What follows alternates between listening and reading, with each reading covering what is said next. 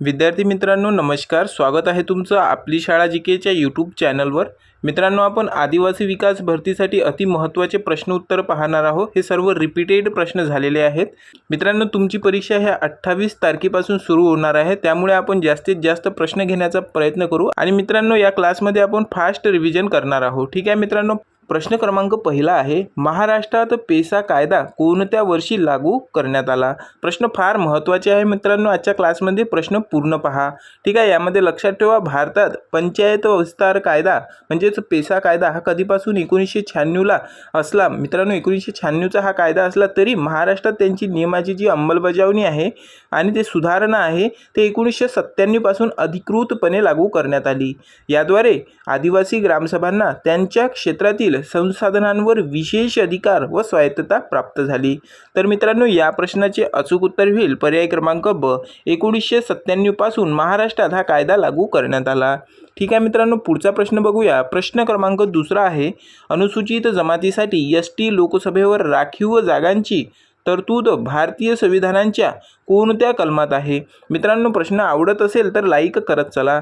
यामध्ये लक्षात ठेवा, भारतीय संविधानाच्या कलम 330 नुसार लोकसभेत अनुसूचित जाती एससी आणि अनुसूचित जमाती म्हणजेच एसटी यांसारख्या राखीव जागांची तरतूद आहे। तर कलम 332 नुसार प्रत्येक राज्यांच्या विधानसभेत त्यांच्या लोकसभेच्या प्रमाणात राखीव जागा ठेवल्या जातात। ठीक आहे मित्रांनो, या प्रश्नाचे अचूक उत्तर होईल पर्याय क्रमांक ए, कलम 330। मित्रांनो अजूनपर्यंत तुम्ही आपली शाळा जीकेला सबस्क्राईब केले नसेल तर आताच करून ठेवा। ठीक आहे, सोबतच मित्रांनो आपले टेलिग्राम चॅनल देखील जॉईन करून घ्या। पुढचा प्रश्न बघूया। प्रश्न क्रमांक तिसरा आहे, दरवर्षी जागतिक आदिवासी दिन कोणत्या दिवशी साजरा केला जातो। यामध्ये लक्षात ठेवा, संयुक्त राष्ट्रसंघाने UN म्हणजेच आदिवासी जमातीचे हक्कांचे संरक्षण करणे, त्यांच्या संस्कृतीचा सन्मान करणे आणि त्यांच्या समस्यांकडे जगाचे लक्ष वेधण्यासाठी 9 ऑगस्ट हा जो दिवस आहे मित्रांनो तो जागतिक आदिवासी दिन म्हणून घोषित केला होता। ठीक आहे मित्रांनो, यामध्ये या प्रश्नाचे अचूक उत्तर होईल पर्याय क्रमांक ए, 9 ऑगस्ट हा जागतिक आदिवासी दिन म्हणून साजरा केला जातो। ठीक आहे, पुढचा प्रश्न बघूया। प्रश्न क्रमांक चौथा आहे, वन हक्क कायदा कोणत्या वर्षी संमत करण्यात आला। प्रश्न फार महत्त्वाचा आहे। यामध्ये लक्षात ठेवा, पारंपरिक वन निवासी, अनुसूचित जमाती आणि इतर पारंपरिक वन रहिवासी यांचे जंगलावरील व जमिनीवरील मित्रांनो हक्क मान्य करणारा हा ऐतिहासिक कायदा 18 डिसेंबर कधी मित्रांनो 18 डिसेंबर 2026 रोजी संसदेने मंजूर केला आणि 1 जानेवारी 2008 पासून त्याची प्रत्यक्ष अंमलबजावणी सुरू झाली। ठीक आहे मित्रांनो, या प्रश्नाचे अचूक उत्तर होईल पर्याय क्रमांक ब, पर्याय क्रमांक ब 2006 रोजी संमत करण्यात आला। ठीक आहे मित्रांनो, पुढचा प्रश्न बघूया। प्रश्न क्रमांक 5 आहे, मांडिया गोंड हे आदिम जमात प्रामुख्याने महाराष्ट्रात कोणत्या जिल्ह्यात आढळते।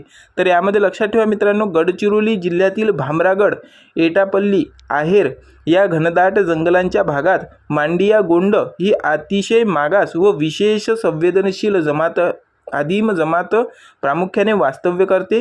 त्यांची मित्रांनो स्वतःची स्वतंत्र संस्कृती आहे आणि बोलीभाषा देखील आहे। तर या प्रश्नाचे अचूक उत्तर होईल मित्रांनो पर्याय क्रमांक ए, गडचिरोली जिल्ह्यात। ठीक आहे मित्रांनो, मांडिया गोंड ही आदिम जमात कोणत्या जिल्ह्यात आढळते तर गडचिरोली या जिल्ह्यामध्ये प्रामुख्याने आढळते। पुढचा प्रश्न बघूया। प्रश्न क्रमांक 6 आहे, महाराष्ट्रातील पहिले आदिवासी विद्यापीठ कोठे स्थापन करण्यात आले आहे। तर यामध्ये लक्षात ठेवा, नंदुरबार हा महाराष्ट्रातील सर्वाधिक आदिवासी लोकसंख्या असलेला सुमारे 69.3% जिल्हा आहे। आदिवासी क्षेत्रातील विद्यार्थ्यांच्या उच्च व तांत्रिक शिक्षणाचा मुख्य प्रवाहात आणण्यासाठी येथे राज्यातील पहिल्या आदिवासी विद्यापीठाची स्थापना करण्यात शासनाने मंजुरी दिली आहे। तर या प्रश्नाचे अचूक उत्तर होईल मित्रांनो पर्याय क्रमांक डी, नंदुरबार। महाराष्ट्रातील पहिले आदिवासी विद्यापीठ कोठे स्थापन करण्यात येत आहे तर नंदुरबार येथे स्थापन करण्यात येत आहे। प्रश्न क्रमांक 7 आहे, कातकरी ही आदिम जमात प्रामुख्याने महाराष्ट्रात कोणत्या विभागात आढळते। तर यामध्ये लक्षात ठेवा मित्रांनो, कातकरी ही महाराष्ट्रातील 3 प्रमुख अतिसंवेदनशील आदिम जमातींपैकी एक आहे। मित्रांनो ही जमात प्रामुख्याने रायगड, ठाणे, पालघर आणि रत्नागिरी या कोकण पट्ट्यातील डोंगराळ भागात आढळते। कोळसा बनविणे आणि कात गोळा करणे हा त्यांचा पारंपरिक व्यवसाय आहे। या प्रश्नाचे अचूक उत्तर होईल मित्रांनो पर्याय क्रमांक पर्याय क्रमांक ए कोकण, रायगड, ठाणे कोणत्या भागात आढळते मित्रांनो? कातकरी ही आदिम जमात, तर कोकण आणि रायगड, ठाणे मित्रांनो. ठीक आहे, कोकण विभागात रायगड, ठाणे जिल्ह्यात अतिशय मोठ्या प्रमाणात ही आदिम जमात आढळते. प्रश्न क्रमांक 8 आहे, महाराष्ट्रात स्वतंत्र आदिवासी विकास विभागाची स्थापना कोणत्या वर्षी करण्यात आली आहे? यामध्ये लक्षात ठेवा, खूप महत्त्वाचा पॉईंट आहे मित्रांनो. सुरुवातीला आदिवासी कल्याणाची कामे समाज कल्याण विभागांतर्गत केली जात होती, परंतु आदिवासी घटकाकडे विशेष आणि जलद लक्ष देता यावे म्हणून मित्रांनो मार्च 1984 मध्ये स्वतंत्र आदिवासी विकास विभाग निर्माण करण्यात आला. याचे मुख्यालय नाशिक येथे आहे. कुठे आहे मित्रांनो? आदिवासी विकास विभागाचे मुख्यालय नाशिक येथे आहे. तर या प्रश्नाचे अचूक उत्तर होईल मित्रांनो पर्याय क्रमांक सी. पर्याय क्रमांक सी 1984. मित्रांनो आदिवासी विकास विभागाची स्थापना कधी करण्यात आली? तर 1984 रोजी करण्यात आली. पुढचा प्रश्न आहे मित्रांनो, प्रश्न क्रमांक 9 आहे, ठक्कर बाप्पा यांचे नाव खालीलपैकी कोणत्या क्षेत्राशी अत्यंत जुळवून संबंधित आहे? यामध्ये लक्षात ठेवा, अमृतलाल विठ्ठलराव ठक्कर म्हणजेच ठक्कर बाप्पा. मित्रांनो ठक्कर बाप्पाचे पूर्ण नाव विचारले जाऊ शकते, तर हे नाव होईल मित्रांनो अमृतराव विठ्ठलदास ठक्कर म्हणजेच ठक्कर बाप्पा. यांनी आदिवासी समाज सुधारणेसाठी आपले आयुष्य समर्पित केले. त्यांनी भारतीय आदिम जाती सेवक संघ स्थापना केली. गांधीजींनी त्यांना आदिवासींचे कैवारी म्हणून देखील गौरवले होते. हे कैवारी आहे मित्रांनो, हे प्रिंट मिस्टेक झालेला आहे. गांधीजींनी त्यांना आदिवासीचे कैवारी म्हणून गौरवले होते. तर या प्रश्नाचे अचूक उत्तर होईल मित्रांनो पर्याय क्रमांक ए आदिवासी कल्याण. आदिवासी कल्याण. तर मित्रांनो ठक्कर बाप्पा यांचे जे नाव आहे ते आदिवासी कल्याण क्षेत्राशी संबंधित आहे. ठीक आहे मित्रांनो, पुढचा प्रश्न बघूया. प्रश्न क्रमांक 10 आहे, 2011च्या जनगणनेनुसार भारताच्या एकूण लोकसंख्येपैकी आदिवासींचे एसटी प्रमाण किती टक्के आहे? प्रश्न फार महत्त्वाचा आहे मित्रांनो. यामध्ये लक्षात ठेवा, 2011च्या जनगणनेनुसार भारतातील अनुसूचित जमातींची म्हणजेच एसटी एकूण संख्या 10.43% कोटी असून मित्रांनो 10.43 कोटी असून ती मित्रांनो देशाच्या एकूण लोकसंख्येच्या 8.6% आहे.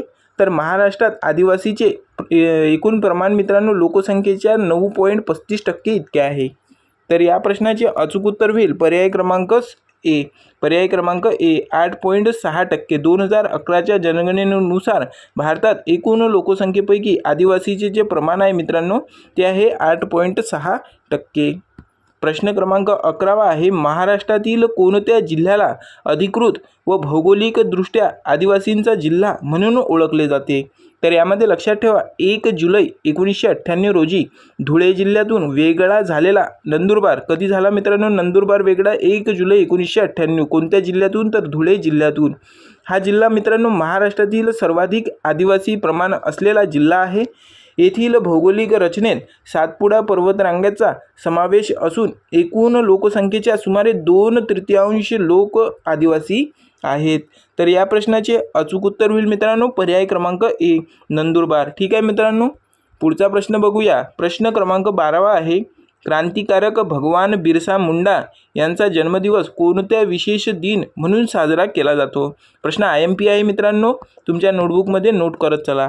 ब्रिटिश सत्तेविरुद्ध आणि जमीनदारांच्या शोषणाविरुद्ध उलगुलान मोठा उठाव पुकारणारे महान जननायक भगवान बिरसा मुंडा यांचा जन्म जयंतीनिमित्त 15 नोव्हेंबर मित्रांनो यांची जयंती आहे.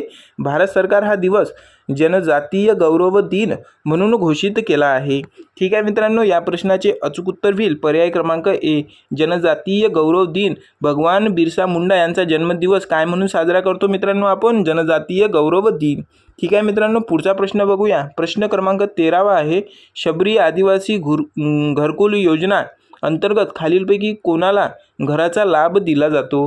तर यामध्ये लक्षात ठेवा, महाराष्ट्रातील ग्रामीण व डोंगराळ भागात कच्च्या घरात राहणाऱ्या आणि बेघर असलेल्या अनुसूचित जमातींच्या कुटुंबांना हक्कांचे पक्के घर मिळवून देण्यासाठी राज्य शासनाची शबरी आदिवासी घरकुल योजना अत्यंत प्रभावीपणे राबवली जाते.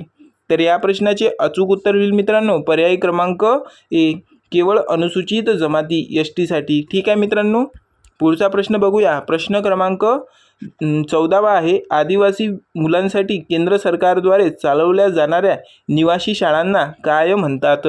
यामध्ये लक्षात ठेवा एकलव्य मॉडेल रेसिडेंट स्कूल म्हणजेच EMRS ची सुरुवात मित्रांनो 1997 ते 98 मध्ये झाली। दूरवरच्या आदिवासी भागातील प्रतिभावान विद्यार्थ्यांना दर्जेदार इंग्रजी माध्यम निवासी शिक्षण मोफत देणे हा या शाळांचा मुख्य उद्देश आहे। तर या प्रश्नाचे अचूक उत्तर होईल पर्याय क्रमांक ए EMRS एकलव्य मॉडेल। ठीक आहे मित्रांनो, पुढचा प्रश्न बघूया। प्रश्न क्रमांक 15वा आहे जगप्रसिद्ध वारली चित्रकला प्रामुख्याने महाराष्ट्रातील कोणत्या जिल्ह्याशी संबंधित आहे। तर यामध्ये खूप महत्त्वाचे पॉईंट आहे पालघर, डहाणू आणि ठाणे जिल्ह्यातील वारली आदिवासी जमातीची ही अत्यंत वैशिष्ट्यपूर्ण चित्रकला आहे। यात तांदळाची पीठ, डिंक आणि पाणी यांच्या मिश्रणाने भिंतीवरील त्रिकोण, वर्तुळ आणि रेषांचा वापर करून दैनंदिन जीवन व निसर्गाचे दर्शन घडविले जाते। तर या प्रश्नाचे जे अचूक उत्तर आहे मित्रांनो ते आहे पर्याय क्रमांक ए पालघर। ठीक आहे मित्रांनो जी वारली चित्रकला आहे ते महाराष्ट्रातील पालघर जिल्ह्याशी संबंधित आहे। ठीक आहे, पुढचा प्रश्न बघूया। प्रश्न क्रमांक 16वा आहे भारतीय संविधानाच्या कोणत्या अनुसूचीमध्ये अनुसूचित क्षेत्रांच्या प्रशासनाबाबत विशेष तरतूद आहे। तर या प्रश्नाचे अचूक उत्तर होईल मित्रांनो पर्याय क्रमांक ए 5वी अनुसूची। ठीक आहे मित्रांनो, यामध्ये महत्त्वाचे पॉईंट आहे नोट करा। संविधानाच्या 5व्या अनुसूचीमध्ये आसाम, मेघालय, त्रिपुरा आणि मिझोरम ही 4 ईशान्येकडील राज्ये वगळता भारतातील इतर सर्व अनुसूचित क्षेत्रांचे व जमातींचे प्रशासन आणि नियंत्रण यासंबंधित विशेष तरतूद स्पष्ट करण्यात आल्या आहेत। ठीक आहे मित्रांनो, या अगोदर पण मित्रांनो आपला आदिवासी विकास संबंधित एक क्लास झालेला आहे, तो देखील तुम्ही बघू शकता। पुढचा प्रश्न बघूया। प्रश्न क्रमांक 17वा आहे आदिवासी भागातील कुपोषण निर्मूलनासाठी महाराष्ट्र शासनाची कोणती महत्त्वपूर्ण योजना कार्यरत आहे। तर यामध्ये खूप महत्त्वाचे पॉईंट आहे नोट करून ठेवा। आदिवासी क्षेत्रातील गरोदर महिला, स्तनदान माता आणि 6 वर्षाखालील बालकांमध्ये असणारे कुपोषण कमी करण्यासाठी त्यांना थेट गरम, ताजा आणि चौरस म्हणजेच पोषक आहार पुरवणारी ही अत्यंत महत्त्वाची योजना आहे। तर या प्रश्नाचे अचूक उत्तर होईल पर्याय क्रमांक ए APJ अब्दुल कलाम अमृत आहार योजना। मित्रांनो, आपले टेलिग्राम चॅनल अजूनपर्यंत जॉईन केले नसेल तर आताच करून घ्या। पुढचा प्रश्न बघूया। प्रश्न क्रमांक 18वा आहे भिल्ल ही ऐतिहासिक व प्रमुख आदिवासी जमात प्रामुख्याने महाराष्ट्रातील कोणत्या भौगोलिक भागात आढळते।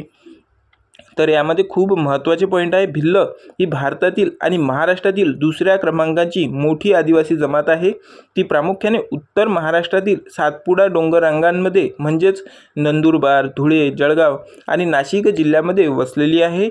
या प्रश्नाचे अचूक उत्तर होईल मित्रांनो पर्याय क्रमांक ए उत्तर महाराष्ट्र खानदेशमध्ये। ठीक आहे, पुढचा प्रश्न बघूया। प्रश्न क्रमांक 19वा आहे केंद्र सरकारने महाराष्ट्रातील एकूण किती जमातींना विशेषतः संवेदनशील आदिम जमात PVTG म्हणून घोषित केले आहे। तर या प्रश्नाचे अचूक उत्तर होईल मित्रांनो पर्याय क्रमांक ए 3 जमाती आहे। ठीक आहे मित्रांनो, यामध्ये महत्त्वाचे पॉईंट आहे।